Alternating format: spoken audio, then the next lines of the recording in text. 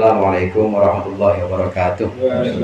Alhamdulillahirabbil alamin wa bihi nasta'inu ala umuri dunya waddin. Wassalatu wassalamu ala asyrofil mursalin sayyidina Maulana Muhammadin wa ala alihi washabbihi ajma'in. Amma ba'du. Al-Mukarram Ustaz Samin, Ustaz Haji Muhammad Yasin, Bang Jajam, Ustaz Khairuddin, dan segenap jamaah Majelis Ta'lim Miftahul Khair dan juga Majelis Ta'lim Zahratul Buldan. Hadirin sekalian yang dimuliakan oleh Allah, alhamdulillah malam hari ini kita berkumpul untuk melaksanakan satu peninggalan rutinan yang dilaksanakan oleh guru kita Syekhul Walid Kiai Ma'sum Nasuha, yaitu melaksanakan intidhar Lailatul Qadar, menunggu mengharap datangnya Lailatul Qadar. Jamaah rahimakumullah, intinya itu yang ingin kita mohonkan kepada Allah adalah hajat kita dunia akhirat itu terkabul, baik hajat dunia maupun hajat akhirat. Maka nanti dalam tuntunan zikir ini ada doa di akhir, itu namanya doa kamilah. Nanti insya Allah doa kamilahnya saya yang baca, doa wahbah mungkin nanti Ustaz Haji Yasin yang baca. Nanti setelah itu baru kita lanjut dengan sholat tasbih. Jamaah rahimakumullah, tentang doa ini Rasulullah SAW bersabda, la tu'jizu minad du'a. Jangan kita meremehkan doa. Sama sekali jangan kita pernah meremehkan doa. Fa innahu la yahlika ahadun biddu'a. Karena sesungguhnya orang itu tidak akan hancur, tidak akan binasa, nggak akan kebelangsak kalau dia doa. Ada orang misalnya, Ustadz saya doa usaha gini-gini aja, lalu untung loh, masih untung loh doa. Coba kalau enggak udah penjara gitu. Walaupun enggak usahanya kelihatannya nggak biasa, biasanya kelihatan nggak ada yang bertambah signifikan, tapi masih dikasih sehat, itu adalah lantaran doa. Ada orang doa masih jomblo, dia doa terus, Ustaz saya doa masih gini-gini aja, jomblo aja dari Ramadan ke Ramadan misalnya.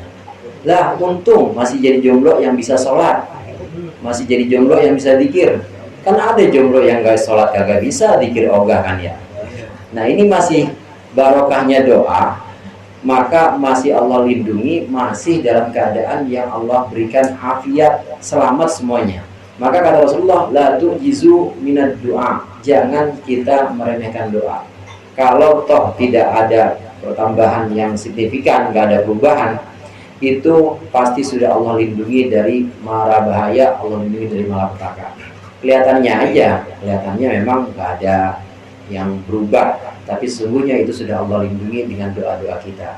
Ini yang diajarkan oleh Rasulullah, bahwa doa itu bisa menyelamatkan kita dari mara bahaya. Bahkan dalam hadis lain Rasulullah mengatakan, ala adullukum ala ma yunjikum amin aduwikum wa yudirru lakum arzaqakum. Kalian pengen gak aku tunjukkan kepada sesuatu yang bisa melindungi kalian dari musuh kalian dan bisa menderaskan aliran rezeki kalian. Kita ini kan bapak-bapak hadirin, kita ini dipenuhi rasa cemas, dipenuhi rasa takut. Takut kalau ada sesuatu yang bahaya menimpa kita. Takut juga kalau ada kesulitan rezeki. Betul? Kita takut. Nah, yang bisa menyelamatkan itu apa? Yang bisa menyelamatkan itu adalah ayat wallaha fi naharikum wa layalikum. Kalian berdoalah pada waktu siang hari maupun malam hari, terus berdoa pada Allah. Karena sesungguhnya fa innahu silahul mu'min, karena doa itu adalah senjatanya orang-orang mukmin. Senjata kita nih, bukan senjatanya Pak Polisi kayak Peri apa pada Dasep, ada pada Dasep. Senjatanya kita orang mukmin selain senjata yang sifatnya fisik, itu adalah doa. Itu yang bisa menyelamatkan kita dari musuh-musuh kita, yang bisa mencucurkan deras rezeki kita, itu doa kita. Doa siang malam pada Allah. Karena sesungguhnya doa itu akan membuat kita selamat dari malapetaka, selamat dari mara bahaya. Kemudian yang terakhir hadirin, memang dari rangkaian doa-doa itu ada yang disebut dengan doa yang sifatnya makthur. Doa yang sifatnya itu diajarkan langsung dari Rasulullah.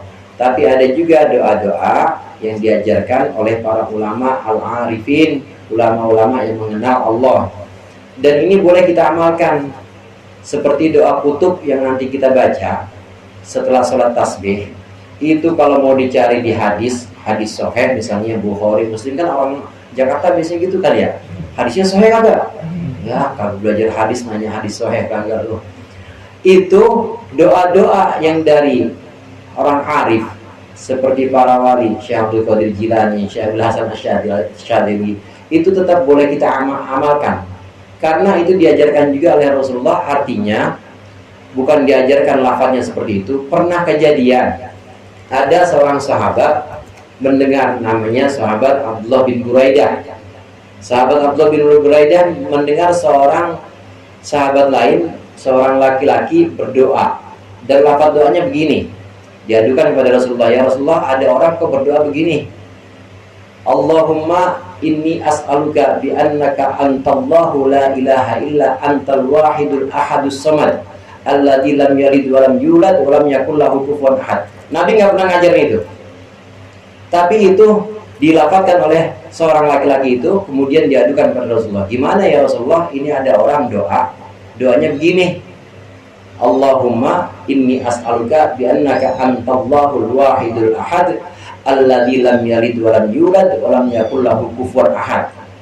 Itu doa bukan dari Rasulullah, tapi seorang laki-laki, dan dia adukan kepada Rasulullah. Apa jawab Rasulullah? Sungguh orang ini telah berdoa dengan Ismul A'dzam, telah berdoa dengan nama Allah yang agung, dan kalau nama Allah disebutkan dalam doa itu akan pasti diijabah oleh Allah. Dan kalau dia minta dengan Ismul A'dzam itu, maka akan diijabah. Artinya hadirin, ada doa-doa yang diajarkan oleh para ulama, para wali, itu boleh kita amalkan. Dalil hadisnya mana tadi? Itu dalil hadisnya.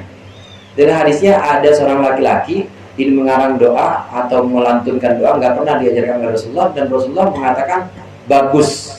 Itu adalah doa yang di dalamnya terkandung Ismul A'dzam, dan kalau Ismul A'dzam disebutkan dalam doa itu pasti Allah ijabah.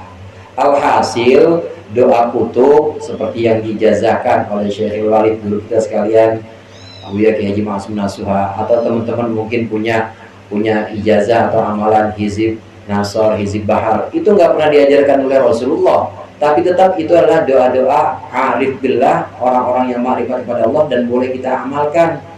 Nggak bid'ah itu termasuk sunnah, karena sunnahnya ada kejadian yang tadi saya ceritakan, bahwasannya ada seorang sahabat, seorang laki-laki ini kemudian doanya nggak pernah diajarkan oleh Rasulullah, tapi Rasulullah mengiyakan dan membolehkan. Jadi jangan asal kita membid'ah-bid'ahkan, asal nggak ada di Bukhari, nggak ada di Muslim dia kata bid'ah. Padahal masih banyak hadis-hadis riwayat lain seperti Imam Ibn Hibban misalnya, kemudian Imam Al-Hakim misalnya, itu kumpulan-kumpulan hadisnya itu yang banyak menunjukkan tentang fadhailul a'mal atau keutamaan-keutamaan amalan yang isinya doa-doa itu sangat banyak, dan ini boleh kita amalkan karena doa dari para ulama. Itu sedikit tentang doa. Jadi yang sudah diajarkan oleh orang tua kita dulu seperti doa wahbah, nggak ada hadisnya misalnya, amalin aja udah. Kemudian yang pernah diajarkan juga oleh para arif billah, saya jadi keingetan satu cerita. Itu ada namanya doa-doa dari Mbak Bishri Mustafa. Itu diantaranya doa nyapi, Ustaz. Nyapi, tiri-tiri si cabang bayi sing metu saking banyune peli. Ada yang orang Jawa sini. Banyune peli tahu ya begitu. Terus di ujungnya bihaqqi la ilaha illallah Muhammadur Rasulullah. Itu doa-doa yang seperti itu orang arif yang bikin, orang yang mengenal Allah, boleh kita amalkan. Ada sang mari cemar nyawami wis kacekel dening aku dilit dingkluk tunggul dilit dingkluk tunggul bihaqqi la ilaha illallah Muhammadur Rasulullah. Yang penting ada bihaqqi la ilaha illallah Muhammadur Rasulullah, boleh kita amalin dah. Nggak bid'ah udah. Bid ya Honda.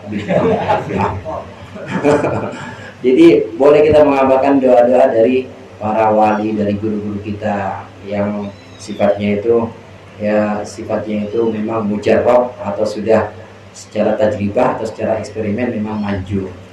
Mbah Khalil Allah yarham, Mbah Khalil Bishri itu pernah juga ada orang datang kemudian minta doa supaya anaknya cepat lahir.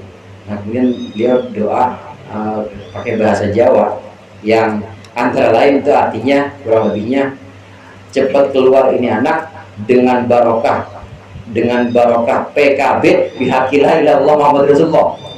PKB waktu itu baru deklarasi soalnya bihaqillah dengan barokah PKB bihaqillah ilallah Muhammad Rasulullah. Itu PKB keluar deklarasi, anak itu lahir. Nah ini doa-doanya orang arif yang boleh kita amalkan karena memang diajarkan oleh Rasulullah SAW. Adapun nanti tuntunan salat tasbih, hadirin sekalian, nanti di bagian tasbih saya akan jahar, saya akan baca sekaligus saya dzikir, sekaligus saya mengingatkan subhanallah walhamdulillah wala ilaha illallah wallahu akbar 15 kali setiap berdiri.